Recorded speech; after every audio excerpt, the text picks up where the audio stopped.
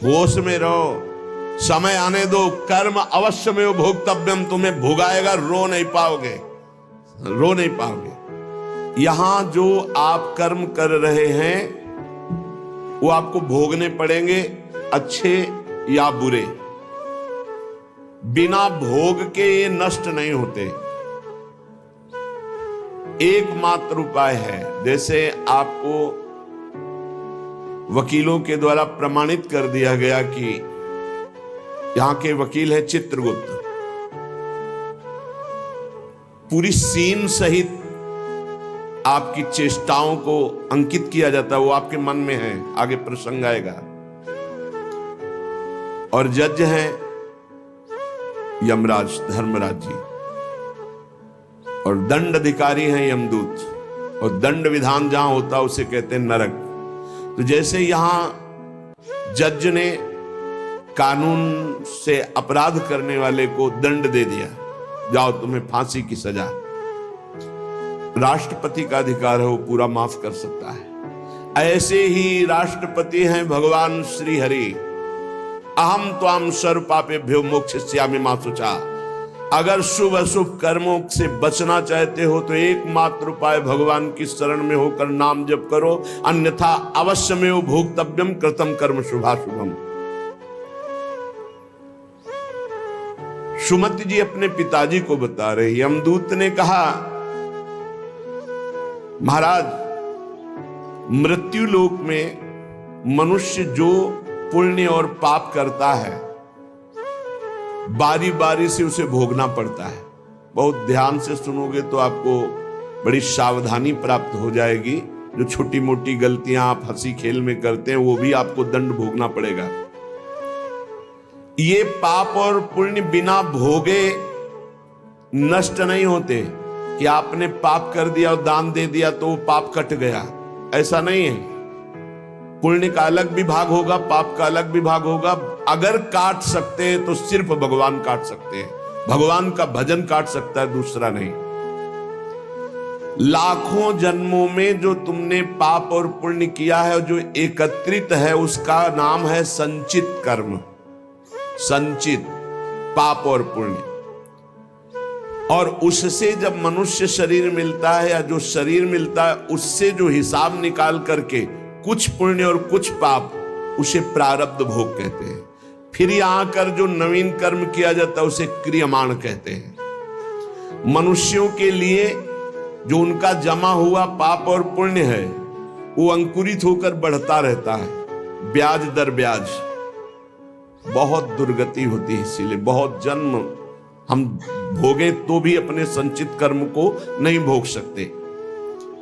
जैसे बीज मिट्टी और जल की आकांक्षा करता है तभी वो उत्तम वृक्ष रूप धारण करता है, ऐसे ही पाप और पुण्य उसे प्रेरित करके पुनः पाप करवाता है, प्रेरित करके पुण्य पुनः पुण्य करवाता है। अगर पाप कर्म में रहती है तो पाप पर पाप, पाप पर पाप, और ये एकत्रित होकर वृक्ष रूप होकर समय स्थान वो निश्चित करेगा। पाप तुम्हें कहां दंड देना है, समय स्थान। बुरी दशा आने के पहले बुद्धि बदली जाती है, उसकी बुद्धि बदल दी गई। आप ना आवे आप पर ताई तहां ले जाए, वो वहीं ले जाएगा, उसी स्थान पर मारा जाएगा, उसी स्थान पर जो दंड उसे मिलना मिलेगा। जैसे आपने छोटा पाप किया तो आपके चलते समय पैर में कांटा चुभेगा और दुख होगा। कांटा निकाला गया, थोड़ी दिन वहां दर्द रहा, खत्म हो गया, आपका पाप क्षय हो गया। छोटा पाप कोई, आगे बताया जाएगा कौन कौन से पाप से कैसे कैसे दंड मिलते हैं। अब अगर आपसे थोड़ा बड़ा पाप बना है तो वही पैर में लोहे की कील बनकर चुभेगा, कांटे की जगह लोहे की कील, अधिक दुख होगा। और बड़ा पाप बना है तो खजूर का कांटा, बड़ा कील, ऐसे आपके पैर में चुभ। बिना पाप कर्म के कहीं भी किसी को कोई भी दुख नहीं हो सकता। सिर में दर्द होना, आजीवन पूरे जीवन सिर का रोग हो गया कि वो दर्द ही होगा 2-4 दिन में, 10 दिन में, पाप का कारण। अपथ्य भोजन, सर्दी सहन न होना, गर्मी सहन न होना, हर समय हृदय जलते रहना, पाप का लक्षण। भिन्न भिन्न पाप भिन्न भिन्न प्रकार के दुख देते हैं दीर्घ काल तक। शस्त्र और अग्नि आदि का भय ये पाप के कारण होता है। अनेक जन्मों के संचित पाप कोई इसी जन्म के केवल नहीं है, वो केवल मंडराते रहते हैं आकाश में दंड देने के लिए, समय इंतजार करते हैं। जैसे नरक में पड़े हुए जीव तुम देख रहे हो, घोर पाप का फल भोग रहे, केवल दिखाया गया था नरक। जानते हो किस बात से? कल याद होगा सुमति जी ने पानी पीने जाने वाली गौओं को वैश्य कुल में 7वें जन्म में जन्मे जब थे तो उन्होंने उनको नहीं पीने दिया। इसके अपराध से उनको नरक दिखाया गया था। तो वो यमदूतों से प्रश्न करते जाते हैं और उनका उत्तर यमदूत देते जाते हैं। ये जो तुम देख रहे हो तड़पते हुए जीवों को नरक में, महापापी लोग हैं, अपने पाप का फल भोग रहे हैं। जब कोई पुण्यात्मा होता है तो स्वर्गलोक में जाता है, देवताओं के साथ रहता है, गंधर्व उसका गुणगान करते हैं, अप्सराओं का नाना प्रकार से सुख उठाते हैं, और जब पुण्य भोग क्षीण हो जाता है तो फिर यहां आकर के मनुष्य लोक में अपने कर्मानुसार जन्म लेते हैं। राजन, ये जो तुमने पूछा कि किस किस पाप से पापियों को कौन कौन सा नरक में दंड मिलता है, वो मैं बतला रहा हूं। जो नीच मनुष्य कामना और लोभ के वशीभूत होकर दूषित दृष्टि से हर स्त्री को भोग भाव से देखता है, जिसको देखता है बस काम भाव से देखता है।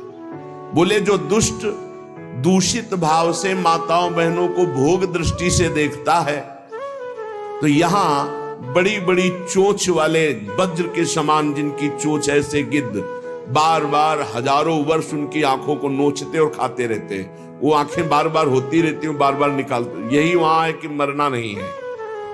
उनकी दोनों आंखों को वज्र तुल्य नरक के पंछी बार बार निकालते हैं और खाते हैं, और उनके पुनः नए नए नेत्र उत्पन्न हो जाते हैं। इस पापी को पलक झपकने तक के लिए विश्राम नहीं मिलता, निमिष तक के लिए कि थोड़ा चैन मिल जाए, महान दुख होता रहता है। हजारों वर्ष तक उसको इस नेत्र दर्द पीड़ा भोगनी पड़ती है। और फिर जब मृत्यु लोक में जन्मता है तो नेत्र रोगी पैदा होता है। वो यहां पैदा होगा नेत्र रोगी, या नेत्र ही नहीं है या नेत्रों में दिखाई नहीं दे रहा, कई तरह के व्यवधान, जिन्होंने नेत्रों का दुरुपयोग किया।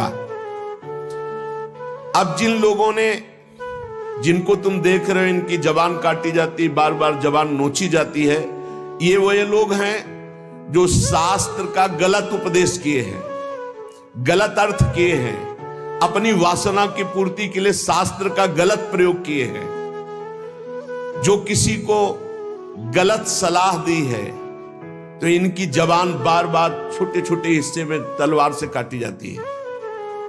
शास्त्र का उल्टा अर्थ बताया, उसकी जबान को वहां हजारों वर्ष काटा जाता है। खिलवाड़ नहीं, प्रश्न उत्तर कर देना। अगर आपका उत्तर गलत है तो आप नरक जाएंगे। प्रश्न करता तो आप पर श्रद्धा करके पूछ रहा है, और आपने मनमानी उत्तर दे दिया और वैसा आचरण कर दिया तो उसको पाप नहीं लगेगा, पाप आपको लगेगा क्योंकि आपने आदेश किया है और आपकी दुर्गति हो जाएगी। इसीलिए अनाधिकारी को जब जनक जी महाराज विदेह राज ने पूछा, निमि जी ने नवयोगेश्वरों से कि मैंने यही प्रश्न कर्म के विषय में सनकादि से पूछा था, वो मौन थे, कोई उत्तर नहीं दिया, क्यों? तो बोले उस समय आपका ज्ञान जागृत नहीं हुआ था, आप उस समय अनाधिकारी थे, कर्म का बड़ा सूक्ष्म विषय होता है, इसीलिए वो मौन थे। ऐसा नहीं कि हर प्रश्न का उत्तर फटाक से दे दे, और वो गलत है अगर उत्तर तो शास्त्र सम्मत नहीं है तो उत्तर देने वाले को नरक का दंड मिलेगा, उसकी जबान हजारों वर्ष वहां काटी जाएगी। जो शास्त्र का गलत अर्थ करता है, जो शास्त्र को अपनी वासना पूर्ति के लिए घुमा करके बोलता है, जो किसी को बुरी सलाह देता है, उसकी जबान यहां काटी जाती है, जो देख रहे हो। और हे सुमति जी, जो वेद की निंदा करते हैं, देवताओं की निंदा करते हैं, संतों की निंदा करते हैं, वैष्णव की निंदा करते हैं, गुरु की निंदा करते हैं, गुरु पर दोष दृष्टि करते हैं, गुरु को वक्र दृष्टि से देखते हैं, क्रोध दृष्टि से, उन सब को यहां भयंकर वज्र तुल्य वाले जिनकी चोंच है, ऐसे पक्षी गिरा गिरा करके उनके अंगों को नोचते हैं, जबान, आंख और उनके शरीर के अंगों को। जितने निमेष तक उनके द्वारा ये जिह्वा जनित पाप हुआ है, उतने 1000 वर्ष तक उनको पक्षी नोचते हैं। जो नराधम बिना दोष के दो मित्रों में फूट डाल देते हैं, एक दूसरे की चुगली करके, पिता पुत्र स्वजन में भेद पैदा कर देते हैं, और जो पुरोहित, बहुत ध्यान देने योग्य बात, अनुष्ठान का संकल्प लेता लेकिन अनुष्ठान पूर्ण नहीं करता, जजमान को क्या पता।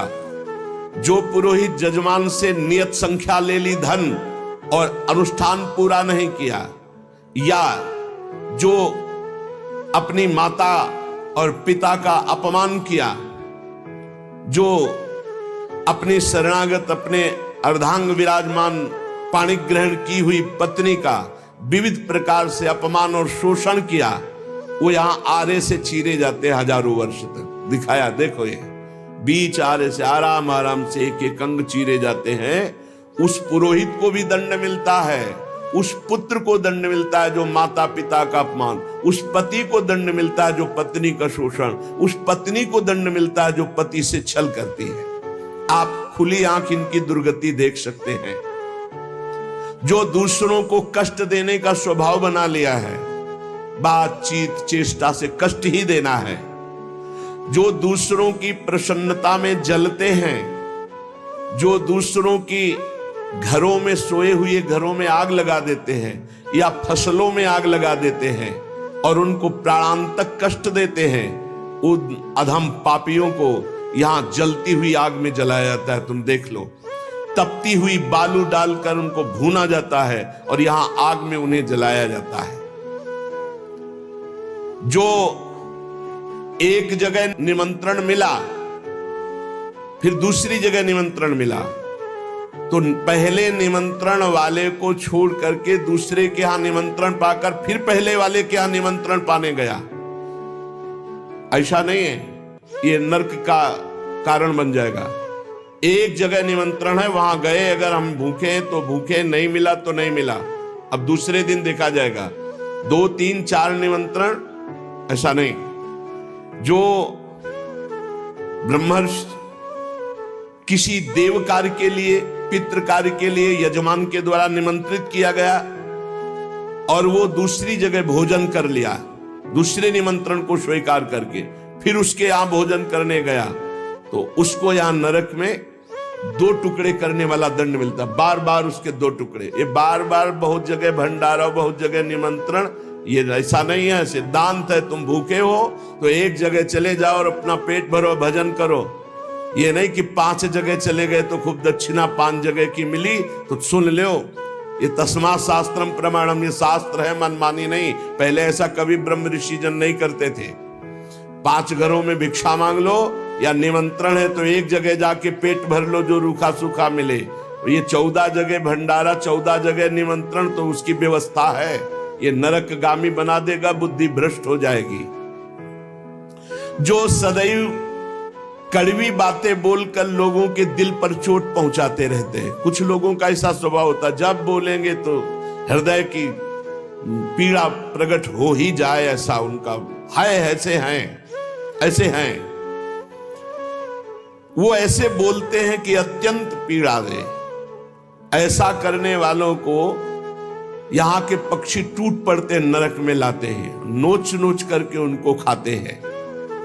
जो यहां किसी की चुगली करता है, उसकी जिह्वा तेज छुरे से बार बार ऐसे से चीरी जाती है, फिर पूरी हो जाती है, फिर चीरी जाती है। जिन्होंने उद्दंडतावश अपने पूज्य जनों का अनादर किया, उनको मारा, पीटा, गुरुजनों को, अपने गुरु को, माता को, पिता को, बाबा को, पितामह को, ये पूज्य जन है, ये गुरु के समान पूज्य है। जो अपने गुरुजनों को, पूज्य जनों को अनादर करता है, दंड देता है, मारता है, पीटता है, वो देखो ये कुंड बने हैं विष्ठा के, पीब के और मूत्र के। मूत्र का कुंड, विष्ठा का और पीब का। नीचे करके मुख उन्हीं कुंडों में डाल दिया जाता है, ऊपर से पैक कर दिया जाता है। हजारों वर्ष वही खाओ वही सड़ो, कितना भयानक कष्ट है। नीचे के मुख करके उसमें डाल दिया जाता है। जो लोग भोजन बनाने, बहुत ध्यान से सुनो, भोजन बनाना उद्देश्य रखो, यज्ञ है, यज्ञ के लिए भोजन बना रहे हैं। सबके हृदयों में भगवान है। पहले भोग लगाओ श्री भगवान का, फिर दरवाजे पर निकलो, आसपास झांक के देखो, कोई पशु पक्षी, कोई मनुष्य, कोई संत महात्मा, कोई भूखा तो नहीं दिखाई दे रहा। अगर एक गाय है, कुत्ता भी है, तो घर से जाओ, रोटी लाओ, पहले उसे डालो, भगवत स्वरूप मान करके पहले। फिर अपने घर में जो बड़े बूढ़े हैं सबसे पहले उनको पवाओ, बच्चे जो हैं उनको पवाओ। अच्छी अच्छी चीज तुम पालो, बड़े बूढ़े नहीं, अभी आगे आएगा, उनको भी दंड मिलता है। तो जो रसोई बनाए तो उसे भाग लगाना चाहिए। देवता का भाग, अतिथि का भाग, कौवे का भाग, गाय का भाग, और अपने जो पूर्व के बुजुर्ग जन हैं पहले उनकी सेवा। अच्छा, जो भी रसोई बने, भगवान का भोग लगाया, दरवाजे तक गए, अतिथि को देखा, एक गौ के लिए ग्रास निकाला, एक कौवा पक्षी आदि के, जरूर जरूर ये नहीं निकालोगे तो पाप है। गीता जी में कहा जो अपने लिए पका के पाता है